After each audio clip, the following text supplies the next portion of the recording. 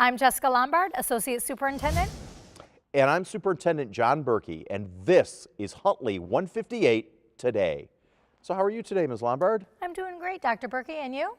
I'm great, and we have a really interesting guest tonight. We have Kevin Wolf, who is one of our directors in our Special Services Department. So welcome, Kevin. Thank you.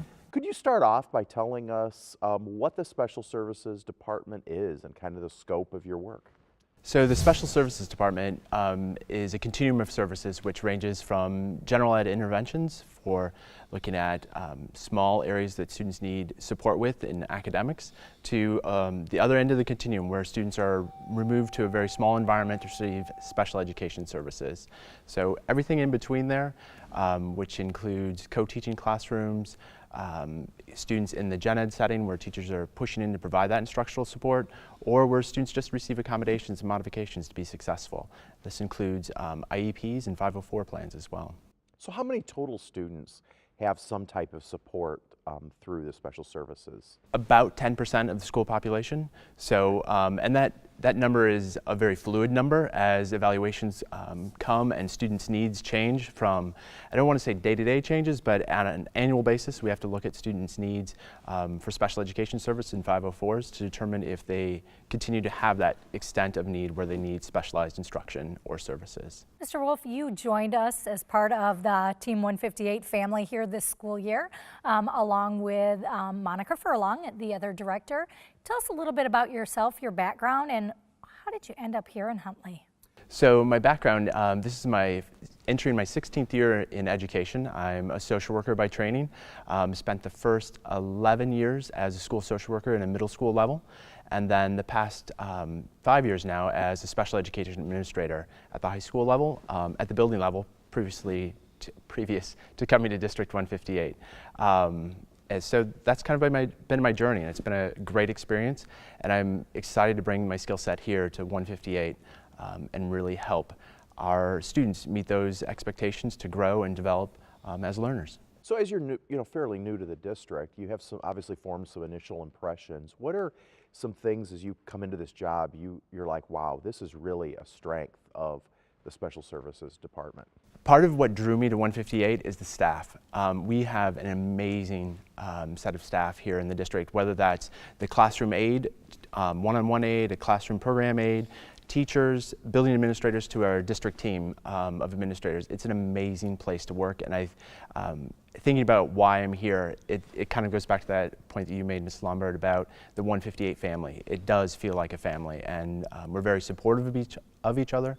And the thing that I really like is everyone's looking to push to that next level of expertise or improvement. We're not happy with the status quo, and that's what's really exciting to me. Mr. Wolf, we have great programs here. We have great staff here, great students. You just talked about taking it to that next level, not settling and saying, we're doing some things really, really well here. What do you see as some of the initiatives, or what do you see as some of the things that the department is working on to enhance and take us to that next level? Monica and I are working on, I think, when we look at like 3 strong initiatives, the first one keying off is just communication. As a larger district, it's hard to link all the pieces together, and thinking about our pre-K kiddos and then our 21-year-olds that are stepping into adulthood in the continuum of services, we need to make sure we have a clear plan of what's happening in the pre-K for those students who have very significant needs, and understand where we want to get them before they leave District 158. So communication is a huge initiative, whether that's internally amongst our team or the curriculum department, and also then looking between the buildings and then the community with families. So 2 of those initiatives partnering there would be increasing our capacity for staff to make sure we have all the resources in their hands that they need to help students grow and develop their skill sets.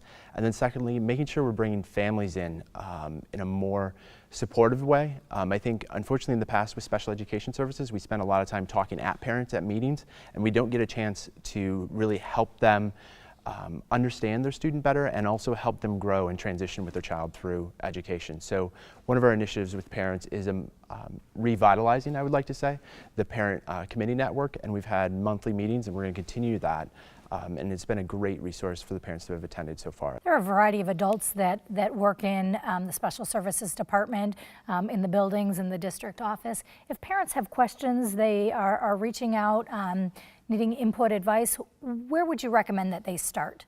Ideally, I encourage parents to contact that case manager or the teacher that sees their student most, because they know their child the best. Calling me at the district office is always an option, or calling Monica. We definitely are open and available to parents, but unfortunately, you'll have to bring us along a little bit through the discussion about your child. So we want you to have those conversations at the building level first, and then as we need to get more people involved, we're more than happy and eager to be part of those conversations. Well, Mr. Wolf, I really want to thank you and all of the staff in the Special Services Department for what you do every day for our kids. And thank you for being with us today. Thank you, Dr. Berkey. And thank you for joining us at Huntley 158 today. If you have questions you'd like answered, topics you'd like seen covered, or guests you'd like seen, please reach out to us at our District 158 Facebook page or Twitter, #Ask158. Until next time.